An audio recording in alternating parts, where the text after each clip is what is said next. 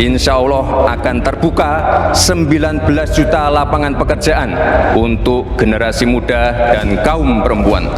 5 juta diantaranya adalah green jobs. Cari pekerjaan sekarang susah, sampai Pak Jokowi harus mencarikan pekerjaan untuk anaknya.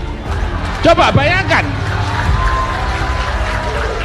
presiden saja sampai harus turun tangan golek ke gawean anake dadekke wakil presiden, ono sing arep didadekke wakil gubernur, mantune golek ke gawean dadi gubernur karena pekerjaan susah. Jadi presiden tidak bisa menciptakan pekerjaan baru. Loh, direwangi bapak nih sing golek gawean lho, itu anak presiden, anak ketua RT kan lebih susah itu ya.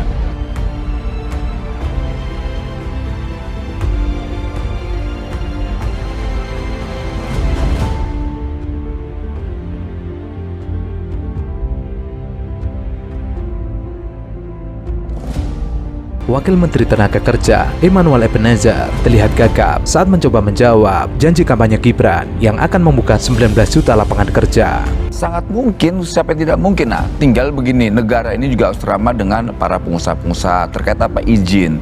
Terkadang izin juga menjadi kendala, karena kan mereka juga cerita ke kita, Pak ini gimana? Kita mau menciptakan lapangan pekerjaan, izinnya dipersulit. Yang mempersulit siapa? Ya nggak tahu tuh birokrat-birokrat itu. Pemerintah. Ya nggak tahu lah, saya nggak mau jawab itu. Yang ngeluarin izin siapa? Ya nggak tahu. Makanya saya kadang-kadang heran, kita bernegara udah kayak ormas, kayak LSM. Oke. Nah ini yang membuat kita sebetulnya sedikit prihatin lah ya. Problem bangsa ini nih preman, ormas, belum lagi izin-izin yang dipersulit. Ya akhirnya merusak apa? Investasi kita. Seharusnya kalau pemerintah ramah terhadap investasi, ya sudah dong dikasih kelonggaran. Nah, aparat penegak hukumnya kan hari ini luar biasa. Mereka mau bekerja sama, kolaborasi dan sebagainya. Agar apa? Narasi soal Indonesia ke depan lebih baik itu benar-benar bisa terwujud di 2045 nanti. Soal apa? Ya. Indonesia rakyatnya bisa tidur nyenyak. Hari ini gimana mau tidur nyenyak? Baru bangun pabrik, nurunin semen, minta duit. Baru masukin besi, minta duit. Belum lagi ulang tahun ormas, minta duit. Belum ketua umum ormas saya ulang tahun, minta duit. Belum lebaran, minta duit. Dan kenapa itu nggak bisa diberesin sih, Bang Noel? Kenapa? Wakil Menteri Tenaga Kerja Emmanuel Ebenezer mengatakan, Indonesia mengalami kerugian hingga ratusan triliun rupiah akibat investasi yang batal dan keluar dari kawasan industri, dampak dari premanisme organisasi kemasyarakatan. Menurutnya, ormas tersebut menyebabkan gangguan keamanan karena masuk ke kawasan industri untuk melakukan demonstrasi. Saya tidak mau tahu ke depan nanti, karena perusahaan-perusahaan ini, industrial ini sudah membayar pajak lewat negara. Jadi nggak ada hak-hak preman, hak-hak ormas, RT, RW, lurah, kepala desa minta-minta duit lagi. Dan itu komitmen Kang Deddy tuh. Karena pajak mereka kan sudah ada lewat negara, lewat pemerintah pemerintah provinsi, pemerintah kota gitu loh.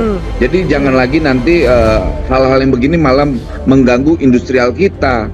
Baik. Ya, ini Bang Noel, ya, catatan kita yang Anda terima, ya. informasi yang Anda terima, kemana negara tujuan para pengusaha ini untuk berinvestasi atau memindahkan investasi mereka? Kebanyakan lari kemana investasi ini? Vietnam. Ya banyak kan ke Vietnam, yang nggak pernah demo-demo. Nol menyebut, biasanya ormas tersebut meminta diikutsertakan dalam proses pembangunan ataupun aktivitas pabrik. Nol menyatakan, beberapa investor sudah mengirimkan surat langsung kepada Presiden Prabowo Subianto terkait premanisme ormas. Untuk wilayah yang sering terjadi premanisme ormas, berada di Bekasi, Karawang, Jawa Timur, dan Batam. Ini orang-orang apa nih, Joman ini apa sih sebetulnya? LSM, kalau LSM mestinya otaknya bagus itu. Influencer, yang mau di-influence apa?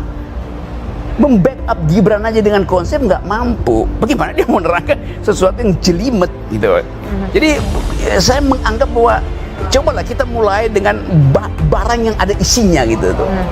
Yang betul-betul melekat di kepala. Apa itu dia bonus demokrasi? Di mana bonusnya? Kapan bonusnya kita peroleh tanpa dividen misalnya? Jadi soal-soal itu. Saya terangkan lebih lanjut lagi ya supaya paham lah itu. Apa komentarnya? Ya, apa yang dikatakan Bung Rocky itu berapa persen? Saya tanya, satu. Kedua, setiap mahasiswa yang menerima LPDP memang harus kembali ke Indonesia. Itu ada perjanjian seperti itu. Dia nggak ngerti kondisinya. Nah, MP1 Dia kembali, MP1 mereka kembali ke Indonesia. Stupid. Ya. Anak saya itu LPDP Bung Rocky. Ya, anak saya LPDP di UK dan dia sudah kembali ke Indonesia untuk mengabdi ke Indonesia. Yang saya berjelaskan tadi itu adalah dia mengambil waktu di Indonesia ini, ya, untuk bisa bersaing di luar negeri, menciptakan anak-anak SMA yang mau bekerja. Ini harus demografi yang besar. Kalau lagi ya, SD itu 48% dari Indonesia, penduduk Indonesia. Satu hanya 18%. Ya. Oke. Ini yang harus kita pikirkan. Oke. Bicara kayak begitu itu mengungkit. Kalau bertanya kan bertemu langsung. Kita berhadapan kita bicara. Oke. Kan? Tidak substantif kita bicara itu. Oke, baik. Terjadi perdebatan panas antara Rocky Gerung dengan juru bicara Jokowi Mania, Andi, terkait dengan pernyataan Gibran Rakabuming Raka menyampaikan Indonesia akan mengalami bonus demografi pada 2045 mendatang. Menurut Gibran, hal tersebut merupakan kabar gembira bagi rakyat Indonesia. Untuk itu perlu mempersiapkannya mulai sekarang. Namun Rocky Gerung mengkritik pernyataan wakil presiden tersebut karena menurutnya ia tidak dapat memahami makna istilah dari bonus demografi. Ya, punya pengetahuan. Coba belajar sedikit lah Economic 101, Public Policy 101, apalagi Logic, supaya nggak bicara sesuatu yang ya keluh kesah kayak surat pembaca itu, baca surat pembaca itu. Kan ini memperlihatkan, ini tim ini kan harusnya brief Gibran itu. Bayangkan Gibran, wakil presiden, bicara, selalu bicara netizen bully dia, nggak bisa dijawab. Kenapa? Gugup baca teletext, baca prompter pun terbata-bata itu. Artinya konsepnya nggak ada di kepala. Kalau konsep ada di kepala, pakai fasilitas apapun itu akan lancar aja bicara itu.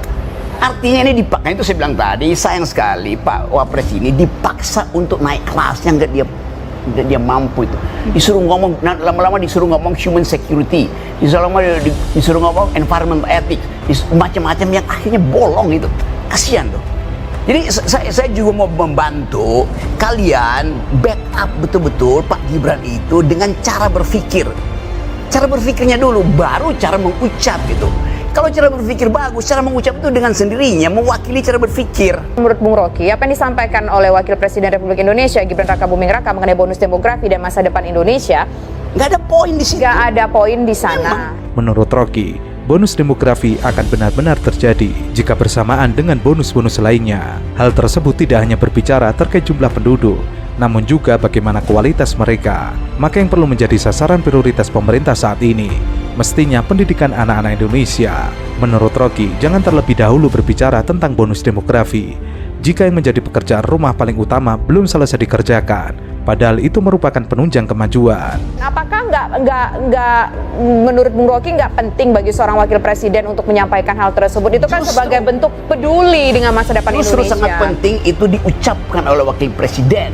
Karena Pak Prabowo beredar untuk hal-hal yang global security, economic, macam-macam itu. Mestinya wakil presiden ucapin hal yang menyangkut upaya meningkatkan Human Development Index kita. Untuk itu diperlukan otak, itu dasarnya tuh. Ini nggak ada.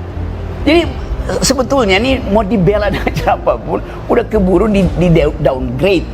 Kapasitas Pak Gibran itu di downgrade sendiri oleh timnya. Karena dipaksakan naik kelas, belum waktunya. Sama seperti Pak Jokowi memaksakan anaknya jadi presiden waktunya itu.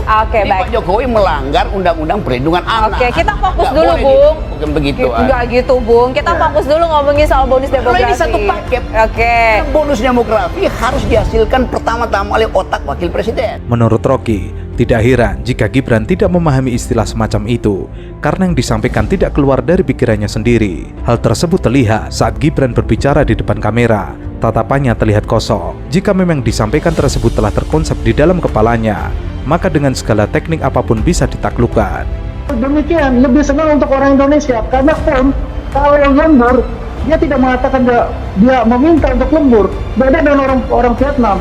Kenapa saya tahu itu? Karena saya mengerjakan itu.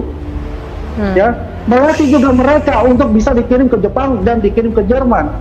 Seperti itu. Jadi jangan sampai ya kita ini mendowngrade lah apa yang dilakukan oleh teman-teman kita untuk bisa bekerja dan bisa membuka lapangan pekerjaan di luar negeri untuk itu. Gitu Mbak. Oke. Poin mendowngrade-nya ini bagaimana? Menurut Pak Andi, mendowngrade-nya ini dari aspek apa? Apakah kita, Bung Andi ngerasa ada yang underestimate? Kalau tadi komen-komennya dari Bung Rocky tadi kan bahasanya pesimis semua itu saya lihat. Waduh. Apa? Bahasanya bersinggung. Pesimis lah. Pesimis. Berapa? Pesimis. Oke, bahasa pesimis. Bung Rocky dia nggak pesimis nih melihat masa depan Saya Indonesia. seorang pesimis yang rasional, dia optimis yang irasional. Belajar 101 economics, 101 public policy. Negara